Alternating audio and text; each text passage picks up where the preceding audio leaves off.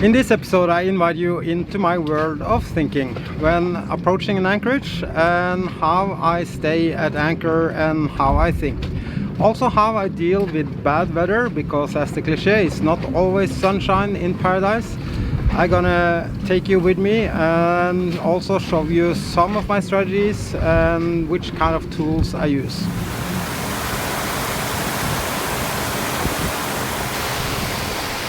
We are moving from a dragging boat.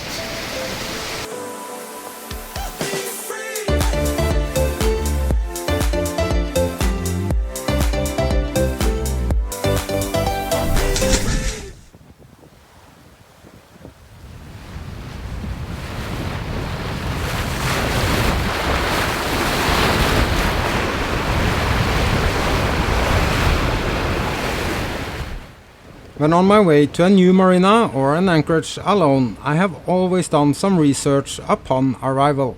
How detailed varies on several factors. However, maps over the planned place to stop mostly gives me an idea of what to expect. For the main anchorage at San Andres, I knew it would be a challenge getting into place to drop my anchor, only by looking at the map. So it was a luxury to have Rick welcoming me, sharing his local knowledge and piloting me in between the shallow spots, making everything very easy, and also helped as extra eyes at the bow, finding the right spot to drop my anchor. Even though I do this alone all the time, getting help is never wrong. Sharing valuable information about which boats to keep an eye on, as they tend to drag if strong wind arrives. Funny part of my experience is there is always someone you just want to stay far away from. Every anchorage have its official drag queen. Or serial dragger if you like. And boats with engine trouble, or even worse, without engines or unattended, is not my favorite neighbors either. One of the things that's nice to consider when you arrive in anchor is to see the difference in the different yachts you have around you. Most likely you have also seen crowded anchorages like this, where boats point in all directions and swinging differently.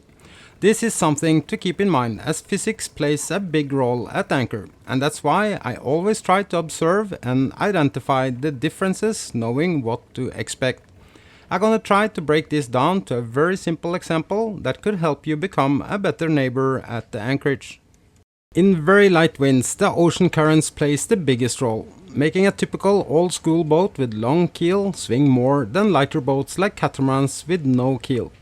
It just sits on the top of the water, and in most cases would be more affected by the wind than the currents. So it's never fun when a catamaran anchors too close to a monohull in general, as we swing differently. When the wind increases to typically above 30 knots, the old school boat with long keel is the winner. The heavier, the better. A modern lightweight boat would be all over the place, meaning you need a bigger space to swing freely. So the heavier and longer keel, the better it handles strong wind at anchor compared to the lightweight modern design. Greater windage and light foreship also increase your risk of being overpowered, resulting in dragging. That's why oversized anchor and long chain is your best bet here. Knowing your own boat's behavior and have some ideas about your neighbors is a good place to start. So this is things I'm looking at before I drop my anchor, trying to calculate distance and my place in this equation. Different scope can also play a role, so knowing that most sailors put out at least 3 times the depth is something to keep in mind. At more windy or exposed places you should expect even up to 5 times scope, meaning the swinging radius could be bigger than you think, and the consequences of different behavior could then be expensive. Being a bit defensive here could be a good idea, and for me as a solo sailor, defensive means making sure I have the margins on my side. And as the old cliche, it's not always sunshine in paradise. Sometimes this can turn into a nightmare, even without a warning or predictions. It's been a little bit hectic night. Now the wind is not so bad. bad, but the special things here is when squalls arrives, you can add at least 10 knots of wind to the predictions that already includes the wind gusts, meaning 33 often gives you 44 to 47 knots in reality. So for me, looking at the rain and thunder predictions is even more important at places like this, knowing that above 40 knots you often see boats start dragging. it was gusting to 44 knots. I prefer actually to be out sailing and not staying on anchor when it's like that. So the challenge here in San Andres is the holding is not very good, and also there's basically no protection for the wind. So you have the coral reef outside here, so it takes the waves, but no protection for the wind, and it's like bombing out squalls from Santa Marta towards San Andres. So yeah, I decided to stay in my cockpit the entire night, so I did my 20-minute shift solution as if I was out sailing, and I had my radar on guard zone because there were quite a lot of boats dragging around. It started actually even before sunset, but during the night one boat I dodged him twice. It's like I had to pull up my anchor when it was like 36-37 knots. Pull up my anchor and move to side so he can just drag beside me. That's a little bit challenging when it's pitch black, dark. And he was actually sleeping. It's crazy. I think he woke up when the boat, it looks like it touched the yellow buoy back there. Anyway, so my first attempt for re-anchoring was not so good. Finding a spot that gives good hold at night is a challenge. Also in strong wind, getting the anchor to set before it's too much load with a modern boat that instantly turns and when I start running can definitely be interesting. It's not easy to find sandy patches. So but I had a pretty okay hold through all the rest of the night.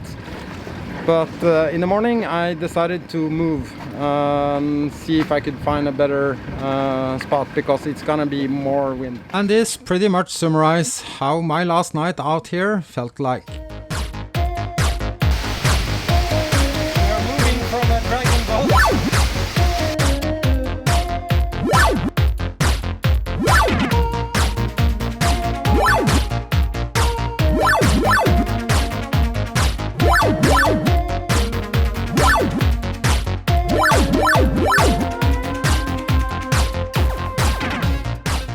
Unfortunately, I did not win a 3-year free insurance, but sometimes I wish insurance companies would know how much we do to save our homes. So yeah, and then I have a little bit nervous neighbor. I think, not to brag or anything, I think I'm the neighbor that you should not be that worried about because I actually pay attention. I even sleep in my cockpit with alarm on, doing my night watch on anchor. So anyway, he was really nervous. He hung out tons of fenders, which is a smart move, of course. So now I relocated again. But that was just out of being polite. I don't like my neighbors to be nervous because of me. Can't really blame him, as it was a lot going on. And seeing me suddenly having changed location in this weather for sure could make him think I had problems. Normally signs of a boat you don't want too close. Also, before changing to better location between the squalls, I did not have the best hold or location either. My challenge was I had not much space here to move around due to my draft, so my margins was uncomfortable small. So moving from my perfect hold was a tough decision. If you make someone nervous, you obviously are doing something wrong. This goes for your crew, your neighbors in the marina or at anchor. So then communication or other kinds of action can help. Like in this situation, I tried to signal no worries, I'm awake and prepared by turning some lights on. Now it looks like I have a very good hold, so let's see. It was gusting to 37 just a minute ago, and I was still where I should be. So yeah. Okay, now it's time for coffee. And I'm a little bit tired. Peace out. It continued like this for 5 days non-stop, raining and gusting up to tropical storm force. And this is situations being alone can be extra tiring. I cannot leave the boat and not much sleep, and with so much wind and rain sideways, my cockpit was not a very nice place to be either. Reminded me about my upcoming sewing projects. Hopefully it could be some takeaways from this video. At least that was my intention and reason for sharing this. Not only the fact that it's sometimes a little bit challenging to be sailing solo, even at anchor, but also the way I approach an anchorage and how I prepare, and also what kind of consideration and preparedness I have. I mean, normally we have this kind of beautiful weather you see behind me now, and that's what we want to have when we stay on anchor, but reality is sometimes like this week. That was a nightmare. I mean, it's interesting, like being solo, sailing long distance. Most people can relate to the fact that that can be hard. It's land hoy! Yay! And of course, sometimes it can be quite challenging as well. But this time, I mean, the 5 days with this intense weather, basically fighting for protecting my boat, I would say it was much more stressful and tiring than my 1,300 nautical mile sail non-stop from Martinique to Panama. So yeah, that's something to think about. I often get some questions about which kind of apps I use, especially when it comes to anchoring. And to be honest, I'm not a big fan of these anchoring apps because when you need it, they are actually useless. It's because they are too slow, and also anchoring app doesn't really tell you what's going on with your neighbor. Like in this situation, I had the perfect hold. I would have no problem standing here and not move a centimeters through all the storms that arrived. So taking up the anchor and move to a different location was a really tough call. But I'd rather try that before getting another sailboat crashing into me, because that would be the reality. So yeah, even though it was hard, I succeeded to get hold. Not on the first attempt, but trust me, in 37 to 40 knots of wind, it's a challenge to try to get the anchor to dig in before you put load on it, and it's pitch black, not much you can see. So my first attempt was not very successful, and that's of course due to also the seafloor here is not very good hold. You need to find a sand patch. So my second attempt was basically just pure luck, because I could see nothing. So yeah, but thankfully it made me be able to ride out the entire night with the squalls that was just bombing in. So I could wait till daylight and try to find an even better spot and get a really good haul. And I actually stayed there with no issues rest of the storm. And still there were boats dragging around me, but on a better distance. So that's at least one of my takeaways. Like, I should trusted my own opinion, as I normally do what I actually present in this video. I do an overview of the anchorage. I check what kind of boats, types, hulls do I have around me. And due to the fact that it's a little bit challenged for me here, I don't have much space, so my margins are not exactly on my side either. I had some thoughts about being anchored where I was, so I should actually followed my intention and moved before, but this weather came so fast without any predictions. No excuse, but that's just explaining what happened.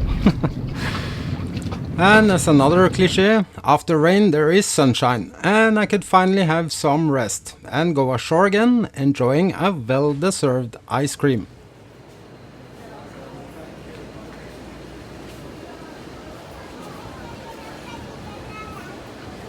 Wow, look at this. This is epic. So,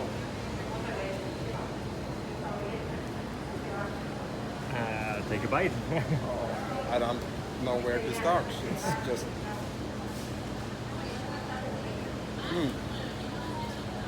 This is really good. It's not often I buy ice cream, but this looks just too good, so I just had to try it.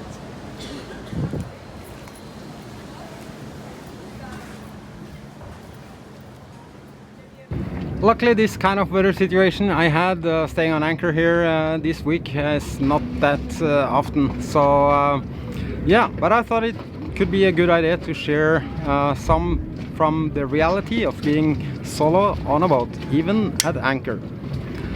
Then I guess it's not much more to say than thank you so much for watching. And if you haven't already, I'll be very happy to see you subscribe to my channel.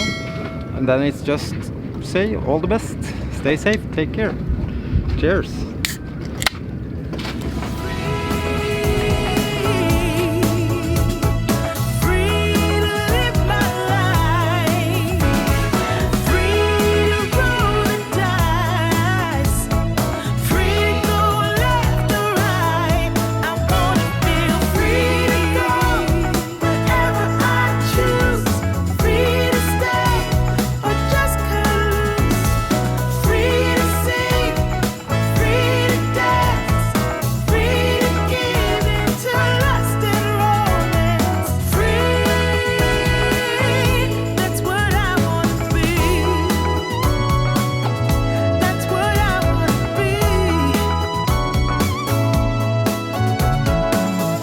Things are moving along and I'm picking up speed.